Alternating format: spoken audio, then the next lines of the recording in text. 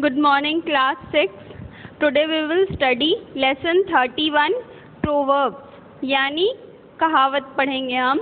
Match the following proverbs. यहाँ पे आपको कुछ proverbs दिए हुए हैं, आपको इन्हें match करना है. Now see number 1. When in Rome, do as the Romans. यानी जब रोम में हो तो वैसा ही करो जैसा कि रोमन करते हैं. तो नंबर 1 का क्या होगा? C. Now see number 2. The pen is mightier than the sword. यानी कलम तलवार से अधिक शक्तिशाली होती है. स्वॉर्ड यानी कोई औजार होता है, उसको बोलते हैं. तो ये सेंटेंस क्या बोल रहा है? The pen is यानी जो कलम है वो mightier than the sword यानी अधिक शक्तिशाली होता है तलवार से. Now see number 3. The squeaky wheel gets the grease. यानी चिरमिराते पहियों को ही चिकनाई मिलती है. Hope for the best but prepare for the worst. यानी सबसे खराब के लिए सबसे अच्छी तैयारी की उम्मीद है. नंबर 4 का क्या होगा? A. Birds of a feather flock together. यानी पंखों वाले पक्षियों का एक साथ झुंड. यानी ये जो बर्ड्स होती हैं, फेदर बर्ड्स होती हैं, जो पक्षी जो होते हैं पंखों वाले, तो ये फ्लॉक्स टुगेदर यानी झुंड में इकट्ठे उड़ते हैं ना. तो वही सेंटेंस दिया है. Now see number 6. Keep your friends close and your enemies closer. यानी कीप योर फ्रेंड्स क्लोज यानी फ्रेंड्स को अपने पास रखिए, और एंड योर एनिमीज क्लोजर यानी दुश्मनों को और भी ज़्यादा करीब रखें. नंबर 6 का क्या होगा? D. Don't bite the hand that feeds you. यानी डोंट बाइट द हैंड, उस हाथ को मत काटो जो दैट फीड्स यू जो आपको खिलाता है. Number 8. All good things must come to an end. यानी सभी अच्छी बातें, all good things must come to an end यानी आखिर में होनी चाहिए. Now see number 9. Don't put all your eggs. क्या होगा इसका? In one basket. यानी अपने सारे अंडों को एक बास्केट में मत रखो. Beauty lies in the eyes of the beholder. यानी जो सुंदरता होती है वो किस में होती है? देखने वाले की आंखों में. Number 11. A chain is only as strong as its weakest link.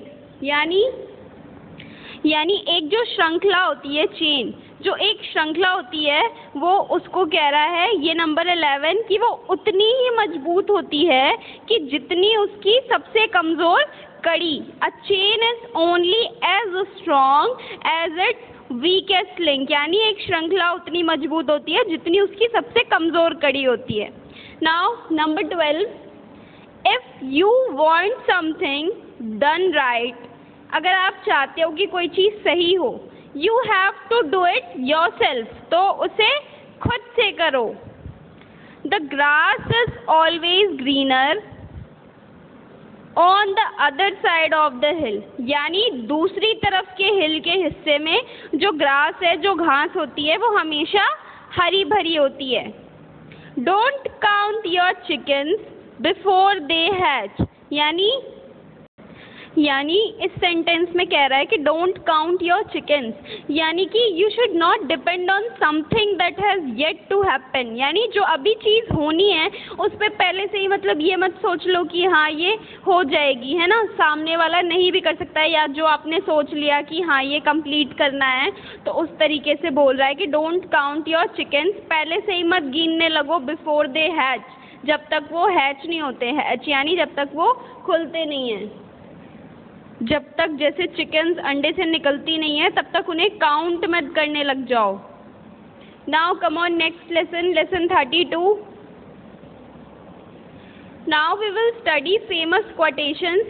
कुछ फेमस लोगों द्वारा दी गई हैं तो हम उनके बारे में पढ़ेंगे. Right the names of the persons who coated, यानी जिन्होंने लिखा है, जिन्होंने ये कोटेशन दी है, हमें उनके नाम लिखने हैं। These famous quotations using the help box, help box की मदद से हमें ये कोटेशंस बताने कि किस फेमस पर्सन ने ये लिखी है। Now see number 1, the world is a dangerous place to live, यानी द वर्ल्ड, ये जो दुनिया है ये क्या है, एक डेंजरस प्लेस है रहने के लिए, यानी एक खतरनाक जगह है रहने के लिए। Not because of the people who are evil, इसलिए नहीं क्योंकि ये जो लोग इस दुनिया में बुरे हैं जो गलत काम करते हैं, but because of the people who don't do anything about it, लेकिन उन लोगों की वजह से जो कि कुछ नहीं करते हैं। यानी ये कह रहा है कि जो वर्ल्ड है हमारा, ये इनका कहना है कि जो हमारा देश है, जो हमारी दुनिया है, ये क्या है, ये एक खतरनाक जगह है रहने के लिए, इसलिए नहीं क्योंकि इस दुनिया में बुरे लोग हैं, बल्कि इसलिए कि लोग कुछ नहीं कर रहे हैं उसके लिए। तो ये किसकी कोटेशन है, ये किसने बोला था, एल्बर्ट आइंस्टाइन ने।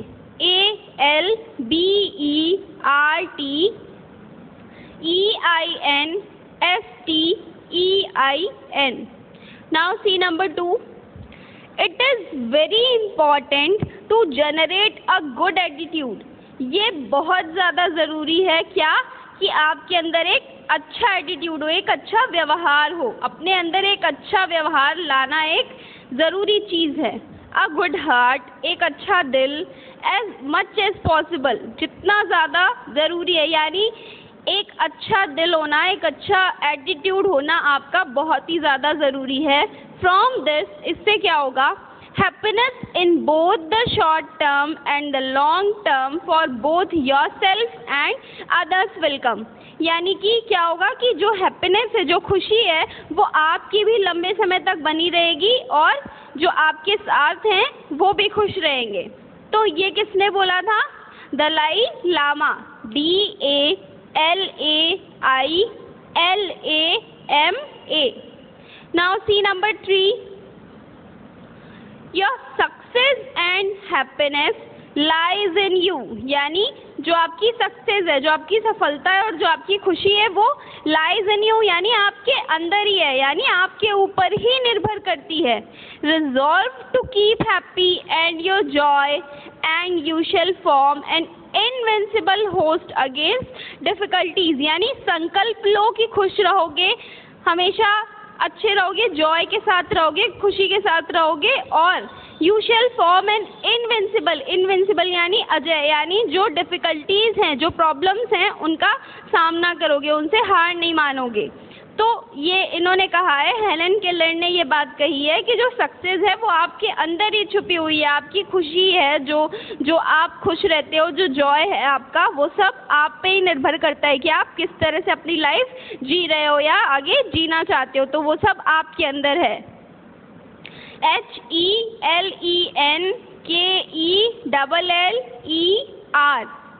सी number 4, anger is an acid that can do more harm to the vessel in which it is stored than to anything on which it is poured, यानी जो एंगर है, जो गुस्सा है, वो क्या है, एक एसिड की, एक गुस्से को एसिड की तुलना की गई है, एसिड के साथ कहा जा रहा है कि जो गुस्सा है वो एक एसिड है जो कि हार्म कर सकता है, यानी जो कि नुकसानदेह है, जो नुकसान कर सकता है, to the vessel in which it is stored than to anything on which it is poured, यानी इस सेंटेंस में ये कहा जा रहा है कि जो गुस्सा है वो एक एसिड की तरह होता है, एक तेजाब की तरह होता है, that can do more harm, जो हमें ज़्यादा से ज़्यादा नुकसान पहुंचा सकता है। वेसल यानी पात्र, हमारे लिए ही बोल रहा है, जो हमें ज़्यादा नुकसान पहुंचा सकता है।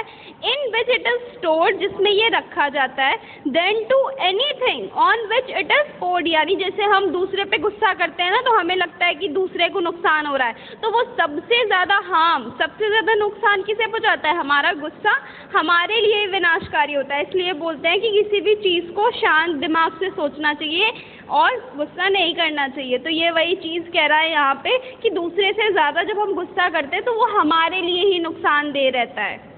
Now number 5, character is like a tree, जो कैरेक्टर है, जो व्यवहार है, वो किसकी तरह होता है? पेड़ की तरह होता है। एंड सॉरी तो ये नंबर 4 किसने कहा है? ये मार्क ट्वेन ने, MARKTWAIN।